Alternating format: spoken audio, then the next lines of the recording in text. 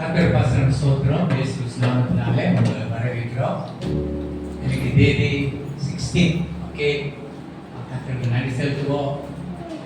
2 மாதம் நம்ம கடந்து வந்துட்டோம். கடவுள் கிருபைக்காக நன்றி செலுத்துவோம். இன்னைக்கு நான் மெசேஜ் எல்லாம் ஆயத்தம் பண்ணிட்டேன்.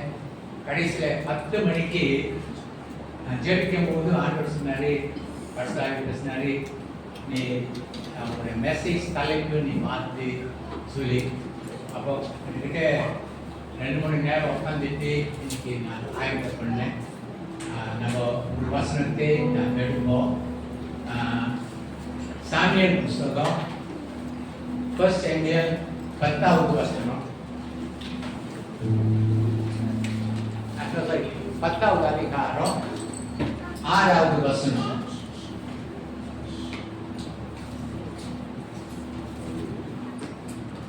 அப்பொழுது கர்த்தருடைய ஆவி உன்மேல் இறங்குவார். நீ அவர்களோடு கூட தீர்க்க தரிசனம் சொல்லி வேறு மனுஷனாவாய். ஜெபிப்போம். அன்பே தகப்பனே, இந்த கால வேளையிலே நீ கொடுத்த ஜீவனுள்ள வசனத்திற்காக உனக்கு நன்றி.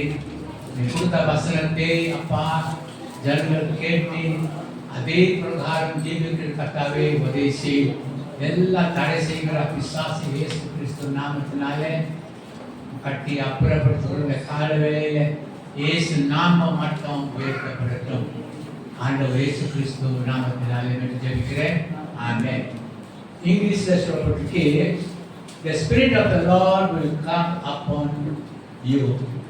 You shall turn into a different man. இதில் பரிசுத்தத்துக்கு ஆரம்பத்தில் அவங்களுக்கு சொல்லி கொடுக்க போகிறேன். முதலாவது நம்ம எப்படி ரட்சிக்கப்படுறோம்னா, இயேசு கிறிஸ்து உள்ளத்தில் நம்ம ஏற்றுக்கொள்கிறோம். அவர் நாமத்தினாலே ஏற்றுக்கொள்ள எத்தனை பேர்களோ அத்தனை பேர்களுக்கு பிள்ளைகள் ஆகும்படி அதிகாரம் கொடுக்குறார்.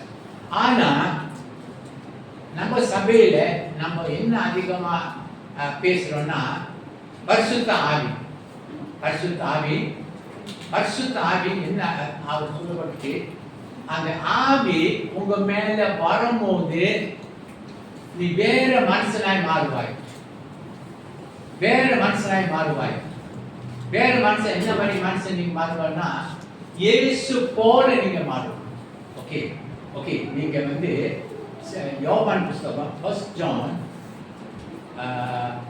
ஜான் 3வது அதிகாரம், இது நான் பைபிள் ஸ்டடி உங்களுக்கு நான் கொடுத்துருக்கிறேன். அதனால 3வது அதிகாரம் 2வது வசனம், 3:2. பிரியமானவர்களே, இப்பொழுது தேவனுடைய பிள்ளைகளாய் இருக்கிறோம். இனி எவ்விதமா இருப்போம் என்று இன்னும் வெளிப்படவில்லை. ஆகிலும் அவர் வெளிப்படும் போது அவர் இருக்கிற வண்ணமாகவே நாம் அவரை தரிசிப்பதினால் அவருக்கு ஒப்பாய் இருக்கும் என்று அறிந்திருக்கிறோம். அப்போ நம்ம இப்போ ஆண்டவர் பிள்ளைகளா இருக்கிறோம். ஆனா கடைசி நாளில நீங்க இயேசுவை போல நீங்க மாறுவீங்க. சரிங்களா? அதான் கடவுள் சொல்றாரு. ஏன்னா நம்ம கடைசி நாள் நம்ம ஜீவிக்கிறோம். அப்போ பரிசுத்த ஆவியுடைய வேலை என்ன தெரியுங்களா? பேர் என்ன? பரிசுத்த ஆவி. அப்போ உங்களை என்னையே அவர் பரிசுத்த பண்ணிக்கிட்டே வர்றாரு. அப்போ பரலோகத்திலே இயேசு இருக்கிற இடத்துல என்ன எப்படி யார் போகணும்? பரிசுத்த ஜனங்கள் தான், பரிசுத்த பிள்ளைகள் தான் அங்க மேலே போவாங்க. அப்போ வேறு மனுஷனாக நீ மாறுவாய் பரிசுத்த ஆவி வரும்போது. அப்போ இந்த கால வேளையில மத்திய புஸ்தகத்துக்கு நம்ம திரும்புவாங்க. பேதுரு பத்தி நம்ம கொஞ்ச நேரம் தியானிக்க போறோம். மத்திய புஸ்தகம் 26வது அதிகாரம் 37 இருந்து 41 வரை.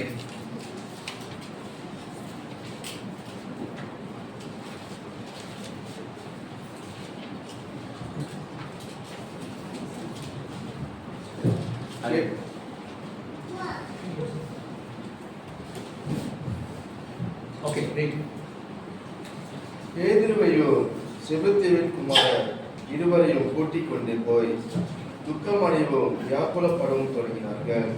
38 அப்பொழுது அவர், என் ஆத்துமா மரணத்துக்கு ஏதுவான துக்கம் கொண்டிருக்கிறது, நீங்கள் இங்கே தங்கி என்னுடைய விழித்திருங்கள் என்று சொல்லி 39 சற்று அப்புறம் போய் முகம் குப்புற விடுது, என் பிதாவே, இந்த பாத்திரம் என்னை விட்டு நீங்க கூடுமானால் நீங்கும்படி செய்யும், ஆகிலும் என் சித்தத்தின் படி அல்ல உம்முடைய சித்தத்தின் படியே ஆக கடவுது என்று ஜெபம் பண்ணினார்.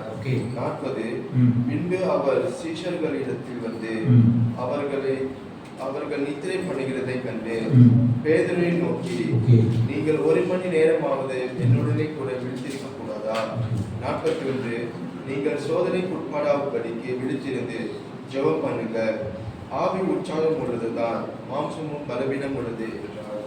ஓகே, ஆண்டவர் இயேசு சிலுவை போறதுக்கு முன்ன என்ன செஞ்சார்னா, சீசர் கிட்ட வந்து என்ன சொன்னார்னா, நீங்க 1 மணி நேரம் எனக்காக ஜெபிங்க, நான் போய் ஜெபிச்சுட்டு வர போறேன். ஜெபம். ஆனா ஆண்டவர் இயேசு காலையில் ஜெபிப்பாரு, சாயங்காலம் ஜெபிப்பார், ராத்திரி ஜெபிப்பாரு. ஆனா அந்த மரணத்தை, ஏன்னா எத்தனை கோடி மக்களுடைய பாவம் அவர் சுமக்க போறாரு. அப்போ அவருக்கு வந்து ஒரு பயம் வந்து, அவர் ஒரு மனுஷன், 100க்கு 100 அவர் மனுஷன், 100க்கு 100 கடவுள். அப்போ 100க்கு 100 மனுஷனால அவருக்கு ஜபம் சப்போர்ட் வேணும்னு. அப்போ ஆண்டு வரும்போது ஆண்டு ஜபிச்சுட்டு வந்த போது இவங்க என்ன செஞ்சிருக்காங்க, எல்லாரும் தூங்கிட்டே இருக்கிறாங்க, தூக்கம். அப்போ சரி, எதனால ஆண்டவர் சீசர்களுக்கு 1 மணி நேரம் ஜபிக்க சொன்னார்? யா,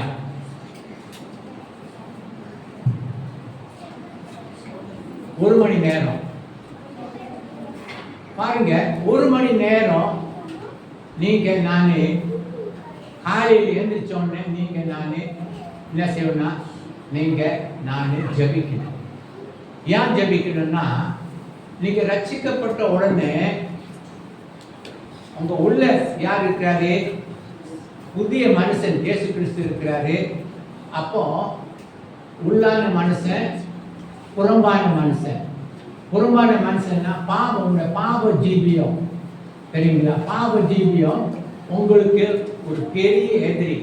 பிசாசுக்கு நீங்க பயப்பட தேவையில்லை. ஆனா உங்க பாவ ஜீவியம் உங்களுக்கு ஒரு எதிரி. ஏன்னா கொஞ்சம் யோசி பாருங்க, நம்ம சரீரத்துக்கு எவ்வளவு நேரம் நம்ம கவனிக்கிறோம்? காலையில் எழுந்திரிச்சோடனே பிரேக்ஃபாஸ்ட் எடுக்கிறோம், லஞ்ச் எடுக்கிறோம், சாயங்காலம் டீ எடுக்கிறோம், ராத்திரிக்கு டின்னர் எடுக்கிறோம், அப்போ சீனாங்கில் வந்து சப்பர். அவ்வளோ சரீரத்துக்கு அவ்வளோ நம்ம கவனிக்கிறோம். ஆனால் உங்கள் உள்ள ஒரு ஆவிக்குரிய மனுஷன் இருக்கிறாரு. அப்போ அவருக்கு வந்து நீங்கள் என்ன செய்யணும்னா, அதிகமாக நீங்கள் ஒரு மணி நீங்கள் ஜபிச்சாதான் நீங்கள் பாவ ஜீவியத்தை நீங்கள் மேற்கொள்ள முடியும். அப்போ இதில் அதில் என்ன சரி, ஜபத்தினால என்ன நன்மை தெரியுங்களா? சரி, எபிசியர் புஸ்தகம் 3வது அதிகாரம் 16, 17.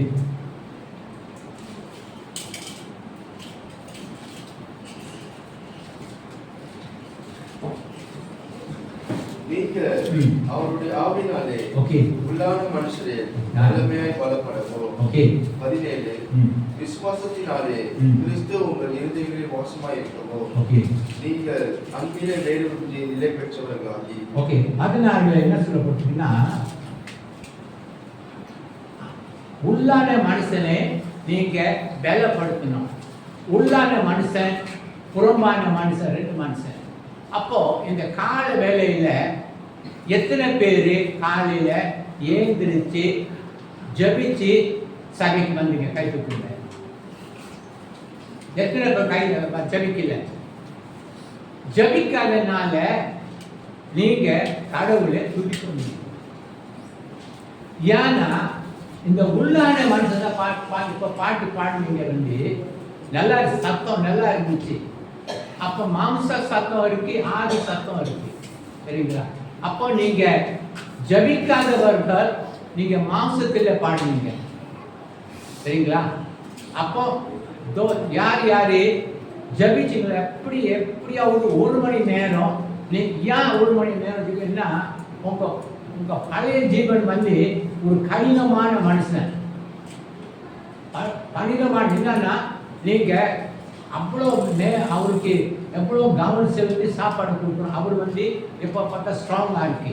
அப்போ ஆவிக்குரிய மனுஷனுக்கு நீங்க அந்த 1 மணி நேரம் எப்போது காலையில் நீங்க ஜபிக்கலாட்டி பரிசுத்த ஆவி உங்களே என்னையே அவருடைய சித்த பிரகாரம் வழி நடத்தவே மாட்டார், சரிங்களா? அப்போ இன்னைக்கு நீங்க மாம்சத்தில் சத்தம் இருந்துச்சு, மாம்ச சத்தம், ஆவி சத்தம் இல்லை. பாருங்க, ஆண்டவர் சொன்னாரு ஜெரிகோ பட்டணத்தை 7 தரம் சுத்த சொன்னாரு. அவங்க ஒரு கத்துன ஆவிலே கத்துனாங்க, ஜெரிகோ பட்டணம் விழுந்துச்சு, ஜெரிகோ பட்டணம் விழுந்துச்சு. அப்போ இன்னைக்கு அவ்வளோ நம்ம பாட்டு பாடணும், ஒரு ரியாக்ஷன் இல்லை. ஏன்னா பாதி மாம்சம் பாதி ஆவி. ஆனா 1 மணி நேரம் தான். அதனால தான் கடவுள் சொன்னாரு 1 மணி நேரம் எனக்கு காத்திரு. அப்போ 1 மணி நேரம் நீங்க ஜபிக்கும் போது நீங்க உள்ளான மனுஷனை நீங்க பலப்படுத்துறீங்க. அப்போ பாருங்க, நீங்க வீட்டில் போய் லூக்கா புஸ்தகம் 2:40 படிக்கும் போது ஆண்டவர் இயேசு நீங்க படிச்சா நல்லா இருக்கும். வாங்க நோட் பண்ணிக்கிறது. லூக்கா புஸ்தகம் 2:40 2வது அதிகாரம் 40வது வசனம். 2:40. என்னை மறந்து ஆவியிலே பெலன் கொண்டு, ஆவியிலே பெலன் கொண்டு, ஆவியிலே பெலன் கொண்டு ஆண்டவர் இயேசு இப்ப பார்த்தா ஆண்டவர் இயேசு ஆவியிலே பெலமா இருந்தாரு. ஆவியிலே பெலமா இருந்தா நீங்க பாட்டு பாடும்போது ஆவியிலே உம்மை ஆராதிப்பே, உண்மையிலே உம்மை ஆராதிப்பே. அப்போ ஆவியில நீ பெலமா இருக்கும் போது நீ ஆவியில நீங்க பாட முடியும். அப்போ ஜபிக்காதனால நீங்க மாம்சத்தில ஜபிச்சு கத்துறீங்க, ஒரு நாள் 10 கத்துவீங்க, ஆனா ஒரு ரியாக்ஷன் இல்லை. அப்போ நாளைக்கு நாளே உங்க வாழ்க்கை மாறவே மாறாது. இதுல சொல்லிட்டு வேற மனசுலாக மாறி நீங்க சட்டி வந்து உட்காந்துட்டு நீங்க போகலாம். ஆனா நாளைக்கு நாளே உங்களுடைய வாழ்க்கை மாறிக்கிட்டே வரும். நான் சொல்றேன், எதனால நான் பைபிள் கிறிஸ்டியானிட்டி வந்து ஒரு மதம் விட்டு நீங்க மதம் மாறல. ஏன் ஒரு அனுபவத்தை உங்களுக்கு நான் சொல்றேன். 72ல நான் ரட்சிக்கப்பட்டேன். நான் கிறிஸ்டியானிட்டி ஒரு மதம். நான் சும்மா ஒரு பெத்தல் சபைகளா அந்த சம்மா ஸ்கூல்ல இருந்துச்சு. அப்போ சில பேர் வந்து எங்களுக்கு கூப்பிட்டாங்க. அந்த சபையில என்னமோ அந்நிய பாஷையில பேசுறாங்க, என்னமோ சத்தம் போடுறாங்க, வந்து பாருங்க. அப்போ எனக்கு தெரியாது அந்நிய பாஷையில என்னன்னு தெரியாது. அப்போ சபைக்கு போன உடனே திடீர்னு ஒரு வாலிப பாஸ்டர் சிங்கப்பூர்ல இருந்து ஒரு பாஸ்டர் வந்திருந்தாரு. அப்போ அவர் வந்து பாவ ஜீவியை பத்தி பேசியிருந்தாரு. பாவ ஜீவியம். அப்போ எத்தனை பேருக்கு பாவ மன்னிப்பு வேணும் சொன்னோடனே நான் என்னை அறியாம பரிசுத்த ஆவி அந்த இடத்துல பயங்கரமா ஜனங்களை பாட சில பேர் அழுகுறாங்க, சில பேர் கட்டுறாங்க. ஏன்னா தாங்க தேவ பிரசனத்தை உணர முடியல. ஆனா எனக்கு வந்து தாங்க முடியல. அப்போ பாஸ்டர் சொன்னாங்க, எத்தனை பேருக்கு பாவம் மன்னிப்பு வேணும், மின்னுக்கு வாங்க. என்னை அறியாம மின்னுக்கு போங்க. பாருங்க, நான் ஆண்டவர் இயேசு கிறிஸ்து ஏற்றுக்கொண்ட உடனே பாஸ்டர் எனக்கு ப்ரேயர் ரூம் எடுத்துட்டு போய் எனக்கு பரிசுத்த ஆவிக்காக ஜெபிச்சாங்க. அப்போ பரிசுத்த ஆவிக்கு ஜெபிச்ச உடனே எனக்குள்ள ஒரு பெரிய பாரம் எனக்குள்ள போயிடுச்சு, பாரம் எழுந்துச்சு. அப்போ என் உள்ளத்துல ஒரு பெரிய சந்தோஷம். அப்போ நான் இந்த தமிழ் மக்களுக்கு இந்த சொல்லணும், நம்ம இல்லைன்னா வச்சு கும்பிடுறாங்க, ஆனால் குடிக்கிறாங்க, எல்லாம் செய்கிறாங்க. ஆனால் இது இது இது இயேசு வந்து உண்மை. அப்போ உண்மையாக அவர் சமாதான பிரபு, ஜனங்களுக்கு சமாதானம். அப்போ 72 இருந்து எனக்கு 24 என்ன தெரியுங்களா, பரிசுத்த ஆவியானவர் நாளைக்கு நாள் என் வாழ்க்கை இயேசு போல மாறிக்கிட்டே வரும். ஏன்னா பாருங்க, உங்க வாழ்க்கை போன சண்டே நான் கேட்டேன், எத்தனை பேர் வீட்டில் அந்நிய பாச ஜெபிக்கிறீங்களா? சில பேர் சிரிச்சாங்க, சில பேர் தயவு செய்து கேளுங்க. நீங்க அந்நிய பாஷையில் வீட்டில் தனிப்பட்ட ஜபத்தில் நீங்க பேசலாட்டி உங்க உள்ளான மனுஷன், உங்க பாப ஜீவியம் அப்படியே இருக்கும். அப்போ நீங்க அதிகமா ஆவியில நீங்க ஜபிக்க ஜபிக்க ஜபிக்க ஜபிக்க கடவுள் உங்களுக்கு என்ன செய்வார்னா, உங்களே என்ன நாளைக்கு நாள் உங்க வாழ்க்கை மாறிக்கிட்டு இயேசு எப்படி இருந்தாரோ அப்படியே உங்க வாழ்க்கை மாறிக்கிட்டே வரும். அப்போ பரிசுத்த ஆவி அநேக பேர் நெருங்கொட்டீங்க. ஆனால் வீட்டில் எத்தனை பேர் ஜபிக்கணும்னு தெரியாது. அன்னைக்குன்னா கடவுள் வந்து சொல்ல, நீ வேற மனசுனாக மாறும். இன்னைக்கு 30 வருஷம் 40 வருஷம் நீங்க சபைக்கு வர்றீங்க, உங்களுக்குள்ள ஒரு கேள்வி கேளுங்க, என் வாழ்க்கையில எவ்வளோ ஒரு இயேசுக்குள்ள எவ்வளோ நான் மாறி இருக்கிறேன், நீங்க தான் கேட்கணும். ஏன்னா இப்போ நீங்க கேட்கலாட்டி கடைசி நாளில கடவுள் உங்களை விட்டுட்டு போயிடுவார். நோவா காலத்துல என்ன நடந்து சொல்லுங்க, 1000 பேர் இருந்தாங்க. எத்தனை பேர் போனாங்க? 8 பேர் தான். அப்போ கிறிஸ்டியானிட்டி ஒரு மதம் இல்லை, இது வந்து நியூ லைஃப் இன் கிரைஸ்ட். அதான் அதனால தான் நம்ம அந்நிய பாஷையில் நம்ம ஜபிக்கிறோம், அந்நிய பாஷையில் நம்ம பாருங்க, அந்நிய பாஷையில் நீங்க தேவனை புகழ்கிறார்கள். பாருங்க, நம்ம தமிழில் நம்ம செய்யாமல் இருக்கிறோம். அப்போஸ்தலர் புஸ்தகம் 10வது அதிகாரம் 45.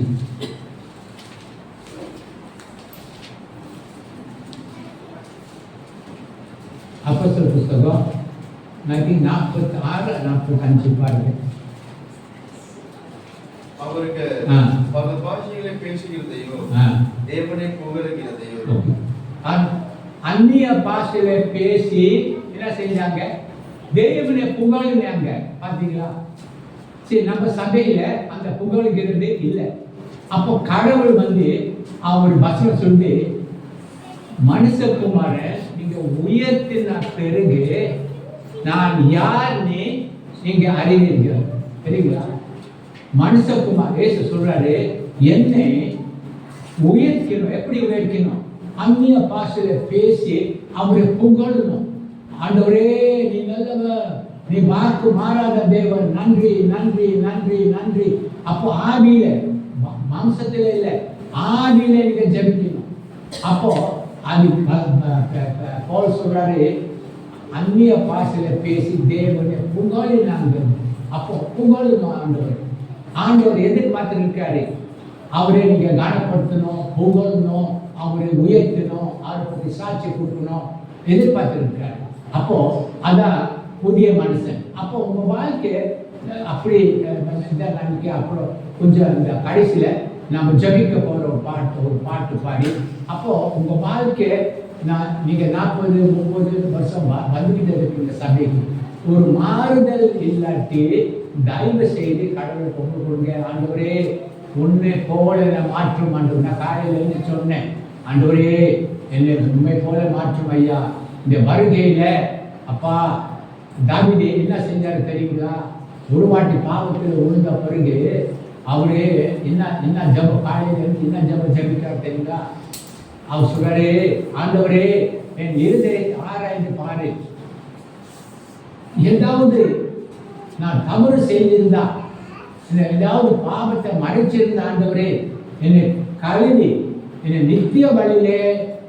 ஏன்னா பரலோகம் தான் நம்மளோட வீடு. அப்போ நீங்க அது பரலோகம் யாரு போவாங்க? இயேசு போல மாற ஆளுகள் தான் பரலோகத்துக்கு போவாங்க.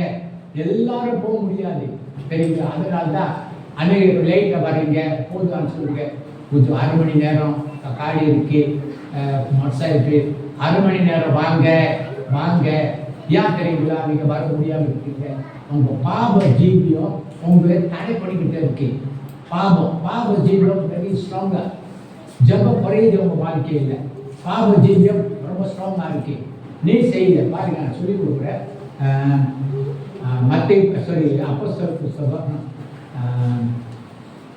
ரோமர் புஸ்தகம் 7:15 ரோமர் 7:17.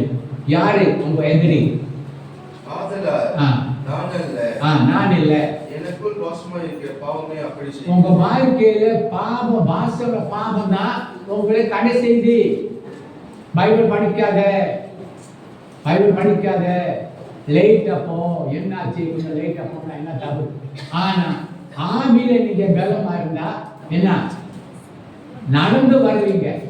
ஏன்னா கடவுளை அந்த வாஞ்ச தெரியுங்களா? வாஞ்ச இருந்துச்சுன்னா அந்த உள்ளான மனுஷன் நாளைக்கு பலப்படும் போது கடவுள் மேல ரொம்ப வாஞ்ச வரும். ஐயோ, எத்தனை மணிக்கு சபை ஸ்டார்ட் பண்ணுறாங்க?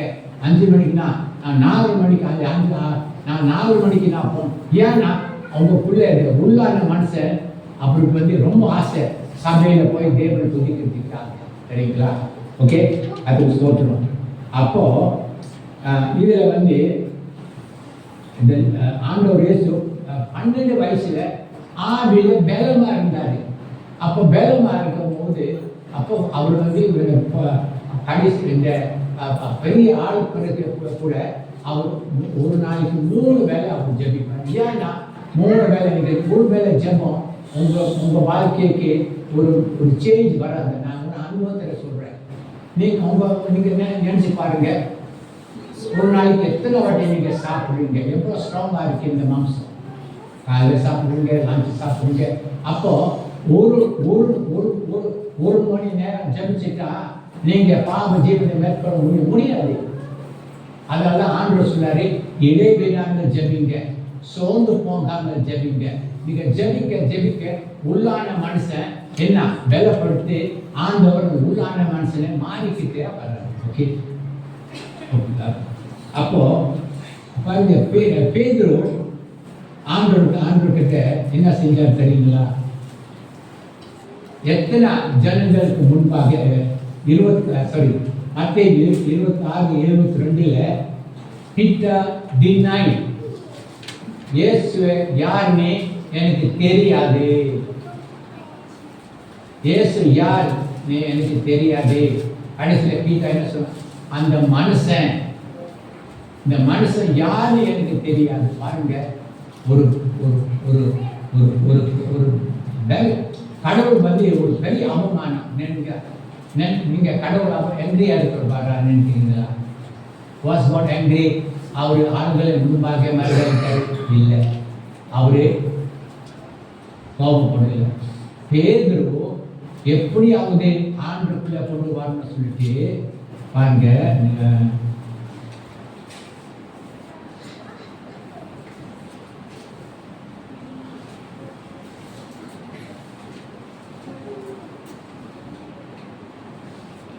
லூக்கா புஸ்தகம் 5வது அதிகாரம் 3லிருந்து 8 வரை.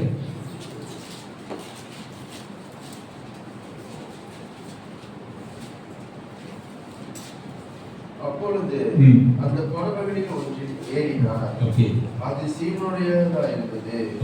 அதை தலையிலே சற்று தள்ளும்படி அவனை கேட்டுக்கொண்டு அந்த படவில் உட்கார்ந்து ஜனங்களுக்கு போதகம் பண்ணினார். அவர் போதகம் பண்ணி முடித்த பின்பு சீமோனை நோக்கி, ஆனந்தத்திலே தள்ளி கொண்டு போய் மீன் பிடிக்கும்படி தன் வலைகளை போடுதல் என்றார். பாருங்க, நான் ஒரு முக்கியமான வசனத்தை நான் மறந்துட்டேன். பரிசுத்த ஆவி உங்களுக்கு ஏன் கடவுள் கொடுக்குறாருன்னா மறந்துட்டேன். இது சொல்லி தள்ளினா 1 கொரிந்தியர் புஸ்தகம் 12:3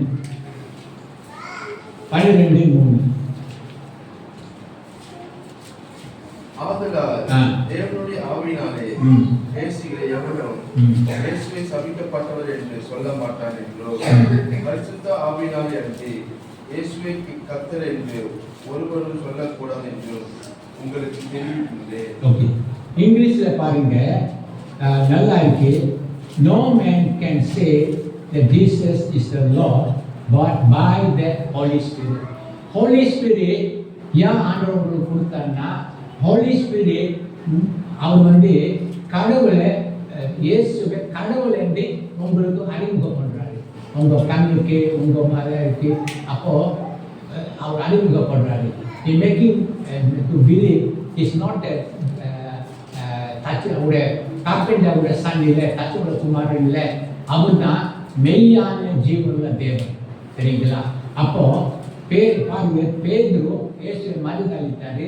ஆனால் ஆண்டவர் அவர் போய் நீங்கள் ஒரு அப்போஸ்தலர் புஸ்தகம் படிக்க வேண்டாம், 2:4 பாருங்க, ஆண்டவர் அந்த 120 பேர் அங்கே அந்த இடத்துக்கு அனுப்பி போன தேர்ஸ்டே இந்த சப்ஜெக்ட் வந்து சாமலா ஷேர் பண்ணாங்க. ஆண்டவர் என்ன சொன்னார்னா, பரிசுத்த ஆவிக்கு காத்திருங்க, மேலே வரும் பெலனுக்காக காத்திருங்க. அப்போ பரிசுத்த ஆவி உங்களுக்கு என்ன கொடுக்குறாருன்னா, போன தேர்ஸ்டே நம்ம கேட்டோம், He gives you power. அவர் பவர் கொடுக்குறாரு ஊழியத்துக்கு. ஆனால் he also bring Jesus to you and make him a king. அந்த பரிசுத்த ஆவி நாளைக்கு நாளை உங்களை மாற்றுகிறாரு. நீ பார்க்க போறீங்க. இப்போ பேதுரு பாருங்க, இயேசு என்ன சொன்னாரு, அவர் ஒரு மனுஷன் சொன்னார். அப்போ நீங்க பேதுரு வாழ்க்கை நீங்க பார்க்க போறீங்க. பரிசுத்த ஆவி வந்த பிறகு அவர் வந்து என்ன சொல்றாருன்னு பார்ப்போம்.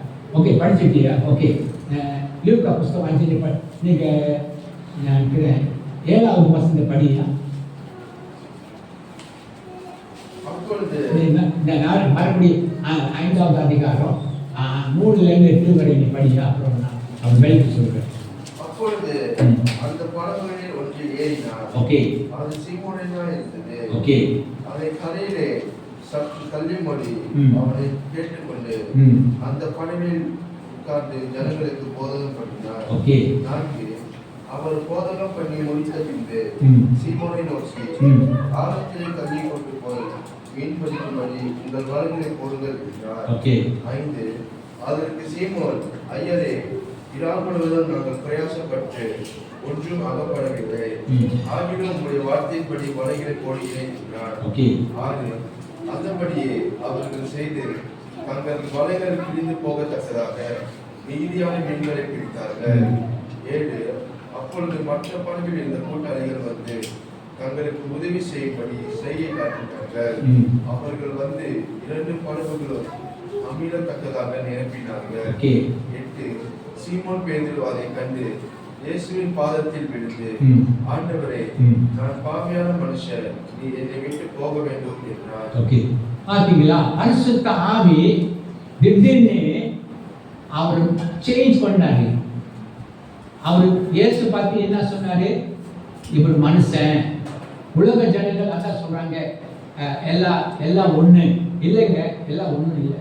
ஆனா இந்த பரிசுத்த ஆவி தான் நீங்க பெற்றுக்கொண்ட பிறகு உங்க வாழ்க்கை நாளைக்கு நாள் மாறும். என் வாழ்க்கை மாறிக்கிட்டு வர்றது, இது பொய் இல்லை, இது உண்மை. அப்போ பேதுரு இந்த பரிசுத்தாவி நிரப்பப்பட்ட உடனே ஆண்டவர் அழகா அவரை கூப்பிட்டு எந்த பக்கம் வளைய போடு. அப்போ பாருங்க, பரிசுத்த ஆவி நீங்க கீழ்ப்படி நடக்கும் போது என்ன, தேவ சித்த பிரகாரம் நடக்குதுங்க. அவரு மீன்கார், அவர் சொல்லியிருக்கார், நான் மீன் ராத்திரி தான் பிடிப்பேன், பகவே நான் மீன் பிடிக்க மாட்டேன், இயேசுவோட வார்த்தைக்கு நான் கீழ்ப்படிய மாட்டேன். ஆனால் அவர் என்ன செஞ்சாரு, கீழ்ப்படிந்தாரு, வசனத்துக்கு கீழ்ப்படிந்தாரு. இயேசு சொன்னாரு, உங்க வலையை எப்படி போடு. அவர் சொன்னாரு, முழுவதையும் நான் பிரயாசப்பட்டு ஒரு மீன் கிடைக்கல ஆண்டவரே, ஆனா உன் வார்த்தை பிரகாரம், நீ சொல்லியிருக்கிற வார்த்தை அதே பிரகாரம் நான் போய் செய்ய போறேன் ஆண்டவரே. அப்போ வலை போட்ட உடனே திரளான மீன் அவர் கிடைச்ச உடனே அப்படிதான் உள்ள கடவுள் வந்து change. Because we must change, நாளைக்கு நாளே நம்ம வாழ்க்கை மாறிக்கிட்டு வரோம். இயேசு வரும்போது இப்போ அவங்களோட பிள்ளையா இருக்கிறோம், ஆனா வரும்போது அவர் போல நம்ம இருக்கணும், அவரை போல நம்ம இருக்கணும். அப்போ இதுல அவர் சொல்றாரு, ஆண்டவரே ஆண்டவரே கச்சன குமாரன். அப்போ அவங்க கண்ணுக்கு அது எந்த கண்ணில் அவர் பார்க்கிறார் தெரியுமா? அங்க இயற்கை கண்ணில் பார்த்தாரு இயேசுவே, அவர் கச்சன குமார். இங்க எந்த கண்ணில் பார்த்தாரு? ஆவி. நம்மளுக்கு 2 கண் இருக்கு, ஆவிக்குரிய கண்ணு, அப்புறம் இயற்கையான கண்ணு. இயற்கையான கண்ணில் உங்களுக்கு ஒன்றும் கிடைக்காது. இயற்கையான கண்ணு பார்த்து ஒன்றும் செய்யாது. ஆனா நீங்க ஆவிக்குரிய கண்ணு நீங்க பார்க்கணும். ஆவிக்குரிய கடவுள் பேசுறான்னு அது நீங்க கேட்கணும். நான் கேன்சர் நோயில கஷ்டப்படும் போது பரிசுத்த ஆவியானவர் பேசினாரு. என்ன சொன்னாரு? அந்த நோய் உனக்கு மரணம் வராது, என் நாம மகிமைப்படுத்தணும்னு அந்த உள்ள அவ்வளோ தெளிவாக கடவுள் பேசினாரு. அப்போ God can speak to you. He can change you and he can speak to you. But see, எவ்வளோ நாளைக்கு நம்ம சபையில் அந்நிய பாஷையில் யாரும் பேசுறது இல்லை, சரிங்களா? கடைசியாக மத்தேயு புஸ்தகம் 16ஆம் அதிகாரம் தெரியும். இது ரொம்ப இம்பார்ட்டன்ட் வேர்ஸ் தான். 16 மத்தேயு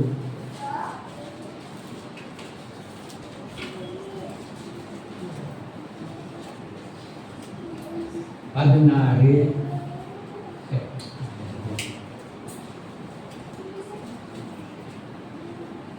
3 படியா? 3 நல்லா கேளுங்க. ஆண்டவர் ஒரு கேள்வி கேட்கிறாரு. உதயமாய் இருக்கிற போதே செவ்வானமோ மந்திரமாய் இருக்கிறது, அதனால் இன்றைக்கு மத்தேயு 16 sorry 16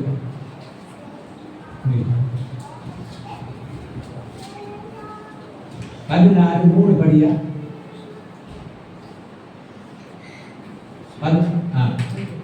மத்தேயு 16:3. உதயமாய் இருக்கிற போதே பின்பு இயேசு அதான்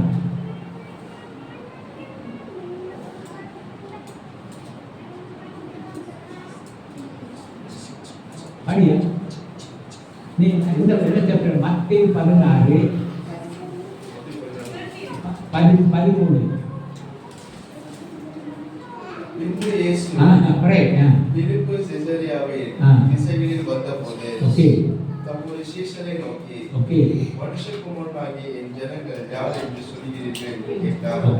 14 அதற்கு அவர்கள், சிலர் உம்மை யோவான் ஸ்நானன் என்றும், சிலர் எலியா என்றும், வேறு சிலர் எரேமியா அல்லது தீர்க்கதரிசிகள் ஒருவர் என்றும் சொல்லுகிறார்கள் என்றார்கள். 15 அப்பொழுது அவர், நீங்கள் என்னை யார் என்று சொல்கிறீர்கள் என்று கேட்டார். 16 சீமோன் பேதுரு பிரதியுத்தரமாக, நீர் ஜீவனுள்ள தேவனுடைய குமாரனாகிய கிறிஸ்து என்றார். 17 இயேசு அவனை நோக்கி, யோனாவின் குமாரனாகிய சீமோனே, நீ பாக்கியவான், மாம்சமும் ரத்தமும் இதை உனக்கு வெளிப்படவில்லை, பரலோகத்தில் இருக்கிற என் பிதா இதை உனக்கு வெளிப்படுத்தினார். அப்போ உலக ஜனங்கள் இயேசு பத்தி கேட்டா என்ன சொல்றாங்க? ஜனங்கள் கேட்கிறாங்க. கேட்டா அவர் உலக ஜனங்கள் அவர் ஒரு தீர்க்கதரிசி, அவர் ஒரு டீச்சரு, அவர் ஜனங்கள் உலக அவங்க கண்ணு இயற்கையான கண்கள் அவங்க பார்க்குறாங்க, இயேசுவை பார்க்குறாங்க. பேதுரு ஆவியில ஆவி கூட கண்ணு யாரு வெளிப்படுத்தினார்? ஆவியானவர். ஆண்டவர் சார் மாம்சமும் ரத்தமும் உங்க வெளிப்படல, பரலோகத்தில் ஆவி நான் ஜீவனுள்ள மெய்யான தேவன் என்று யார் வெளிப்படுத்தினாரு? பரிசுத்த ஆவி வெளிப்படுத்தினார். அப்போ பரிசுத்த ஆவி தான் உங்களே என்ன செய்வார்னா, நாளைக்கு நாள் என்ன உங்க வாழ்க்கை மாறிக்கிட்டே வரும். நாளைக்கு வாழ்க்கை இன்ஸ்டன்ட் இல்லை, அப்படியே உலக ஜனங்கள் பார்ப்பாங்க. உங்களே உலக ஜனங்கள் பார்த்துட்டு, என்ன இந்த பையன் வேறு மாதிரி இருந்தாரு, நல்லா சிகரெட் குடிப்பாரு, கெட்ட குற்றாளிகளை சேர்ந்து ஓடுவார், அங்கே போவார். இப்போ ஏன் பாருங்க, நீங்க ரட்சிக்கப்பட்ட உடனே your friends will be different friends. My old friends எல்லாம் போயிட்டாங்க. I have new friends now. சரிங்களா? You have அந்த பழைய ஃப்ரெண்ட்ஸ் நீ சேர மாட்டீங்க. ஏன்னா கடவுள் உங்களை தெரிந்து எடுத்துக்கிட்டாரு, உலகத்தில் அவர் தெரிந்து கொண்டாரு. நீங்க பரலோகத்துக்கு சொந்தம், இந்த உலகத்துக்கு சொந்தம் நீங்க. அதனால இன்னைக்கு அப்போ பரிசுத்த ஆவி இன்னைக்கு உங்க வாழ்க்கை மாறாம இருந்துச்சுன்னா தயவு செய்து நம்ம ஒரு பாட்டு பாட போறோம். அந்த பாட்டு பாடும் ரொம்ப சத்தம், அது அந்த வசனம் நம்ம தியானிச்சு பாடுங்க. பாடி பாடி நல்ல ஆண்டவர்கிட்ட கேளுங்க. அப்போ ஆண்டவர் உங்களுக்கு உங்க உள்ளத்தில் ஒரு எழுப்புதலை கொண்டு வருவார். அப்போ நாளைக்கு நாளே இந்த ஆவியானவர் இங்க நேரம் எடுத்து ஜெபிக்க ஜெபிக்க ஜெபிக்க ஆண்டவர் உங்க வாழ்க்கை மாற்றுவார். ஒரு காலத்தில் நீங்க சீர் குடிச்சிருக்கலாம், அப்போ இயேசு மாற மாற உங்களுக்கு சீர் கொடுக்க மாட்டீங்க. ஒரு காலத்தில் சூதாடித்திருப்பீங்க, வாழ்க்கை மாற மாற சூதாடிக்க மாட்டீங்க. ஒரு காலத்தில் ஆண்டவர் சரி ஜனங்கள் இயேசு இருந்தீங்க, இங்கே வாழ்க்கை மாற மாற எதிரிகளை நீங்கள் நேசிப்பீங்க. தெரியுமா? உங்கள் எதிரிகளை நீங்கள் நேசிப்பீங்க, சபிக்கிறவரை அவங்களுக்கு நீங்கள் ஜெபிப்பீங்க. ஏன்னா உங்கள் வாழ்க்கை ஆண்டவர் மாற்றிட்டாரு. நீங்கள் யார் போல இருக்கிறீங்க? இயேசு போல இருக்கிறீங்க. அப்போ இதுதான் ரொம்ப முக்கியம் இன்னைக்கு. அதனால தான் 10 மணிக்கு கடவுள் சொன்னாரு, ஆவி அவங்க மேலே வரும்போது அவங்க வேறு மனுஷனாக மாறுவாங்க. அவங்க வாழ்க்கை மாறாமல் இருந்துச்சுன்னா என் காலை வேலையில் இயேசுவே என்னை மாற்றும் ஆண்டவரே, ஆண்டவரே கொஞ்சம் கூட வாழ்க்கை மாறாமல் இருக்கு ஆண்டவரே சொல்லி கற்று கொண்டு கொடுங்க. இன்னைக்கு கடவுள் ஜபத்தை கேட்டு உங்களுக்கு என்ன பரிபூர்ணம் அவர் என்ன செய்வார்? உங்களுக்கு விடுதலை கொடுப்பாரு. அவர் போல அவர் மாற்றுவார். எழுதி அந்த பாட்டு நம்ம பாடுவோம்.